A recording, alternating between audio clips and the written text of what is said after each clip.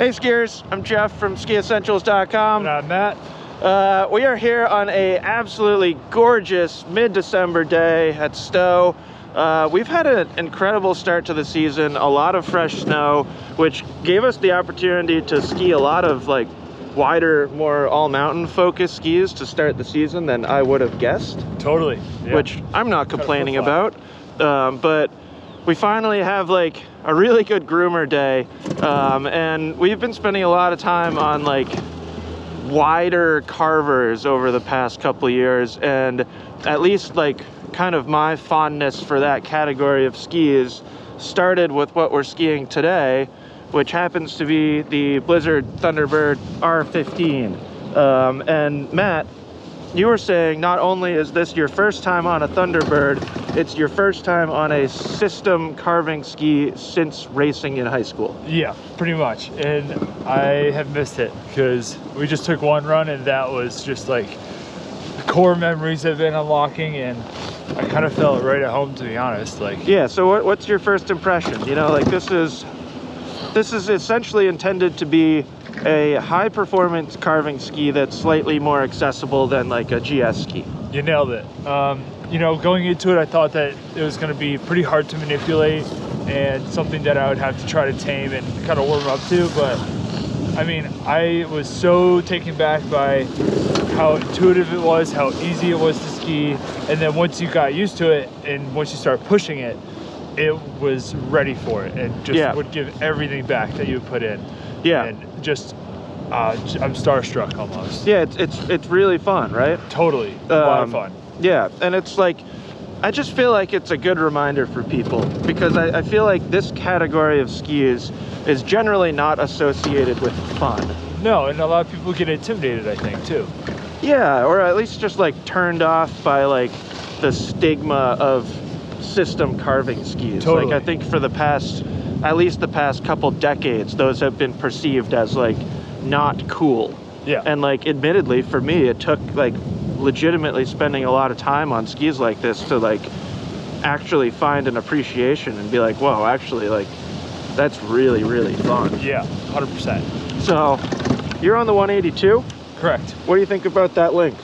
I think it's perfect. I don't think I would really want to go longer. No, I don't think there's a purpose for that. Yeah, and I don't think I would want to go shorter. Yeah. Like down to the 174, I don't think Yep. I think I'm perfectly happy with where I'm at. Yeah, and as a reminder, how tall are you? 6'2" and 200 pounds. Yeah, so I feel like 182 is your length on paper. Totally. I'm on the 174. We're getting pretty close to the top here, so I'm gonna take a run on this 174. Maybe we'll just loop back down to this 6-pack again. Sure. Just do a quick run. It's warmer than the quad.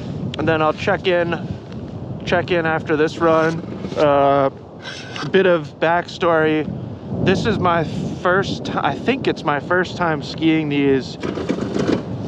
Maybe, it might not be, but it's my first time at least talking about them on snow in a review format since they made some, like, I would say minor enhancements to this ski, which are mostly found in the binding area. But yeah, I'm very excited to ski it again. Me too. That was a lot of fun. My legs are burning. Yeah, so we'll check in a run here. All right.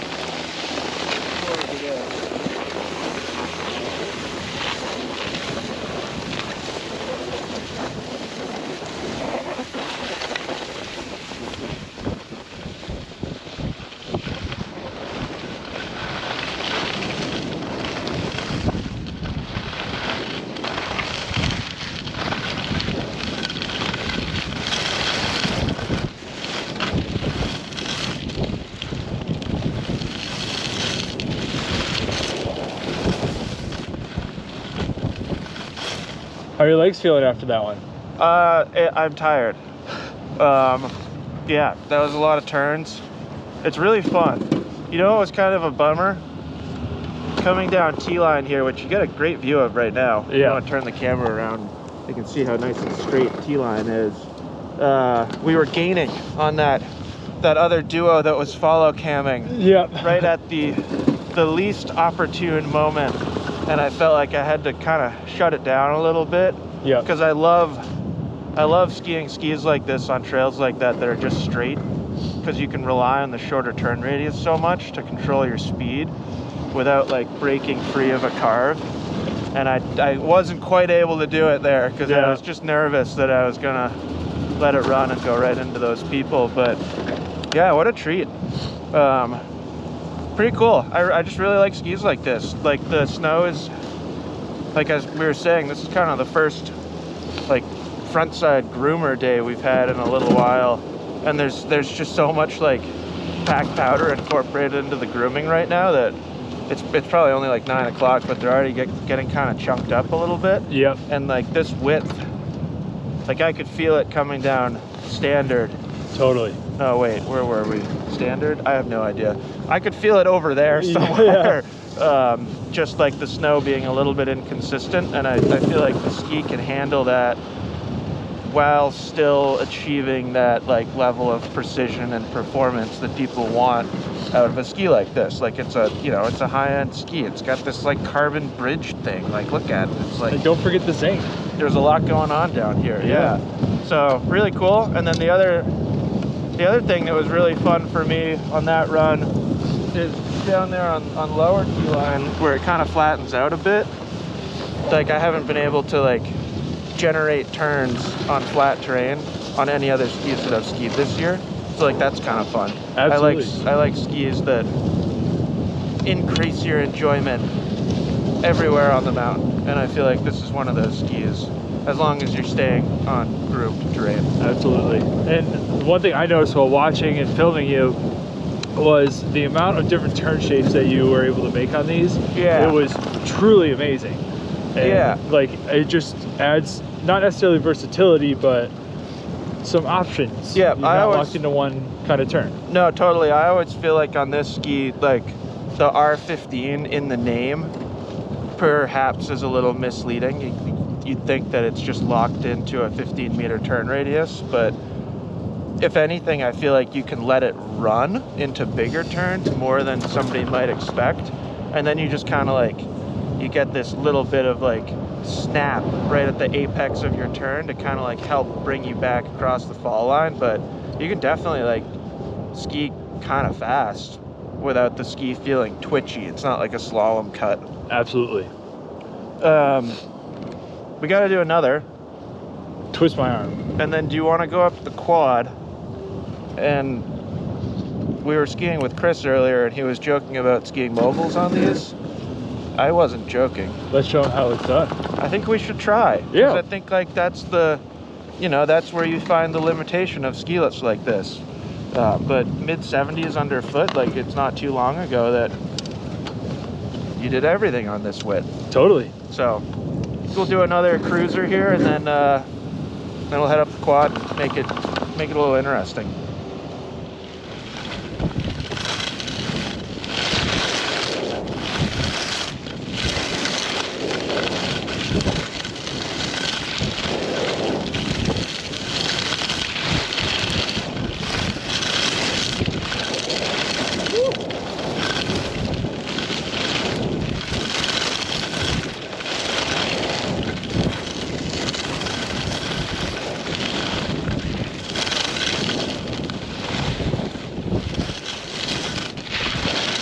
So that last one looks like it was a little bit more shaded. How did they hold up on a little bit firmer snow, a little bit chunked up stuff? Yeah, visibility was a challenge for a moment there, but I feel like I trust these skis, and it's like I was saying, they handle choppy snow like better than you might think. So I wasn't too worried there. I definitely almost lost it hitting a little patch of soft snow, or at least that's what it felt like. Just outside ski just got away from me and almost went down, but pulled it together. Yeah, super fun. They're just highly rewarding, and it's really easy to get there. Like that one turn I made when we were like just going over crossover onto lower North Slope, where I like sprung off the turn and like probably was in the air for 10 feet. Yeah. Like I didn't mean to do that, you know, and it's like stored in there. It's like, it's a good reminder of how much energy is in there, and like, you know, probably I bet a lot of it comes from that carbon armor plate thing, and it's just really cool. I haven't talked much about it yet, but I've been skiing in the Lang Shadow 130 for, I don't know, 2 weeks straight now. And I feel like this is the type of ski that this boot is like designed for, and it's meshing pretty well. Yeah, it's pretty cool. Like, you have so much control. I don't know if you noticed when that ski racer girl just passed me and I tried to ski like her for a moment. Yeah, I totally noticed that. When I start doing that and like ski a little bit more upright than I normally do, like, that's always like a really important reminder for me, sorry about the wind, is like ski racers don't necessarily just get super low, you know. And like when that girl just passed me, I was like, oh yeah, just like ski upright and like manipulate the boot and then like manipulate the ski. And it's really cool feeling the connection between the boot and the ski doing stuff like that. There are Moguls. What do you think? Looks like fun. You want me to go first? Sure. I'll give it a shot. Yeah.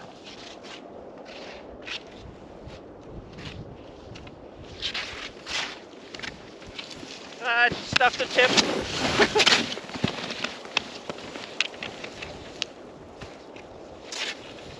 That's so hard.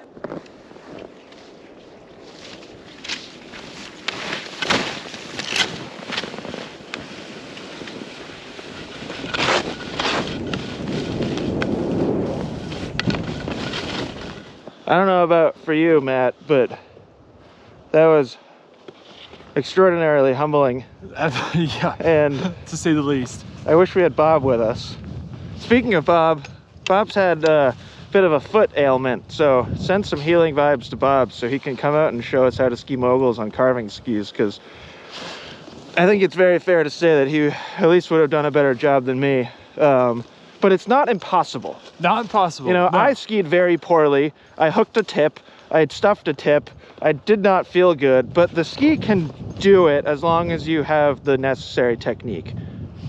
It's just got a pretty, the thing I noticed is its tail is just so stiff. Yeah, and square, and you kind of, when you get into a trot, it pushes it forward and you kind of get a little bit.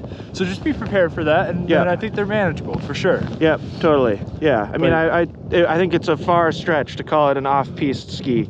But if you want a really good carving ski that you can hop into the moguls on every once in a while, yeah, why not? Yeah. Either way, Bob would be proud that we did. Look at those sparkles. Yeah, look at it go. So we're gonna finish this run, and then we'll just kind of meet you at the bottom and just have some final closing thoughts about the Thunderbird R15. Go time.